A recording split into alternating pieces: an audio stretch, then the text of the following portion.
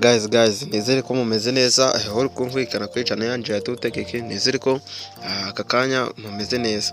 Nkuko bisanzwe no platform tugenda dukora tutuzanira amafaranga washoye amafaranga makeya, hanyuma nawe ukaza gukoreramo ibiceri byangira. Urabona yuko tutoye kugatangira na amadolari 12 gusa. Amadolari 12 nkuko bisanzwe, ngira ngo murabizi yuko ntabazanira ibintu bigiye bipfuye. Aga platform nabaye ejo bundi ayacu twakuyemo tuyakuba kabiri tukakomeza tunarabikuza.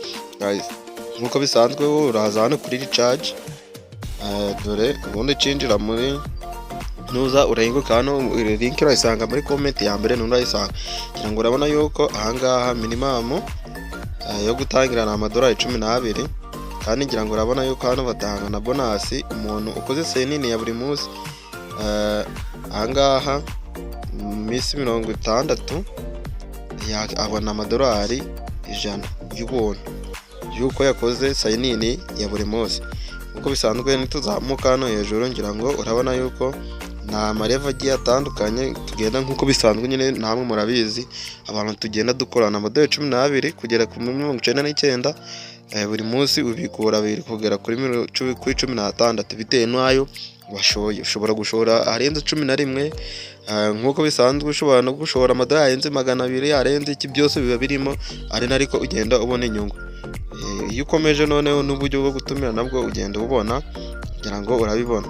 Ahita uzukanda hano kuri nuza, noneho wowe urahita uza hano kuri charge. Numara kuza hano kuri recharge uhitemo iyi ngiyi BEP20, abari uhitamo bari bikoresha uriko ugiye kuri charginga, uze ukopiye iyi ngiyi aba ariyo ukora. Uraza ukopiye iyi ngiyi aba ariyo ugenda uterayo ukoreraho recharge ya BEP20 USDT nkuko bisanzwe. Rero numara kubikora, kimara kubikora wamaze kuyashyiraho, urahita uzukanda hano kuri recharge complete, hanyuma urahita ubona amafaranga yawe yamaze kugera hehe, yamaze kugera muri application. None n'uburyo bwo gukora task tuhita tuza ahangaha quantify, kandi ngira ngo murabizi ukimara kuyigera gushiraho aya madolari yawe 12 uhita ubikura ku kanya. Ngira ngo urabona yuko kamara iminsi 10 turi kubikura, washoye 12 uhita ukora 28 yawe. Ngira ngo urabibona.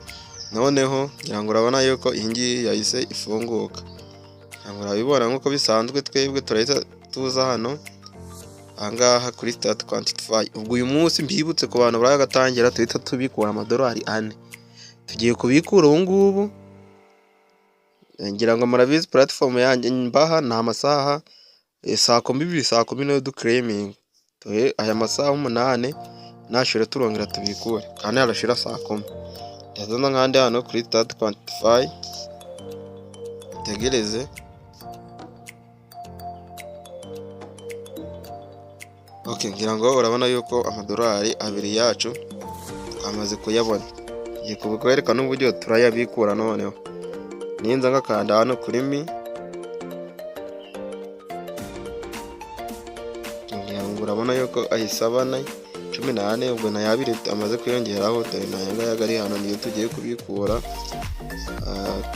Katabanze twaje gukopiya address turabikuriza muri Binance.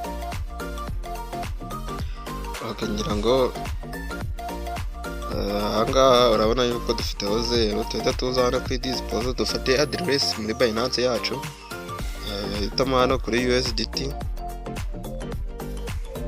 Tumara guhitamo kuri USDT, ni BEP20 turi buze gukoresha. Okay, ndahita nza nkande hano kuri ahangaha kuri copy. Nimara kuyikopiya ngaruke muri ya nuza yacu.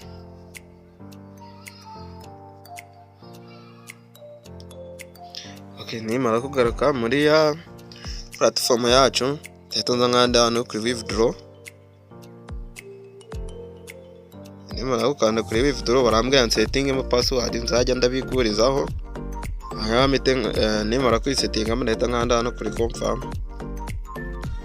Ngira ngo urabona yuko bahise banyuza kuri page yo kubikurizaho. Ndaza nshiremo nganda nshiramo amadolari nshaka kubikuza, hano nshiramo address, hano nshiremo password. Ndahita nza nkande nshiremo amount nshaka kubikuza nsetingemo hamwe na ki ndahita nsetingamo na address ndabikuza mpite nkanda hano confirm. Ahangaha ntago bakata ayo washizemo niyo ubikura tukanda confirm. Kimara gukanda confirm cyangwa urabona yuko ahise hava urabona yuko profit iyo munsi ahise ava. Nk'uko bisanzwe rero buri munsi turabikuza, ngira ngo murabizi abantu bamenyereye iyi platform. Noneho kugira ngo ugire neza ujye uyisanga turi buraje guca ku marinki turahita uzakanda kuri turongo dutatu, urazamuka uhita uza hano kuri add home, hanyuma uhita ukanda hano install. Iyi ni app uhita ukanda install ukayisanga uhita uyesitaramo, nibyo bita byoroha nkuko bisanzwe. Rero tuza muri message ngira ngo urabona yuko withdraw yacu yabaye successful. Tuja muri Binance yacu guys, murabona yuko amadolari 2 kuri Binance yacu yamaze kuhagera. Link yo kwandikisha usanga muri description. Ni amadolari 12 ugatangiza ugakuba amafaranga bashizemo. Nkuko bisanzwe gahunda yacu no gukora amafaranga online kandi byizewe nta bintu bya scam birimo. Link yo kwandikisha usanga muri description, niho urayisanga hanyuma uhite uyandikisha nawe ugatangire.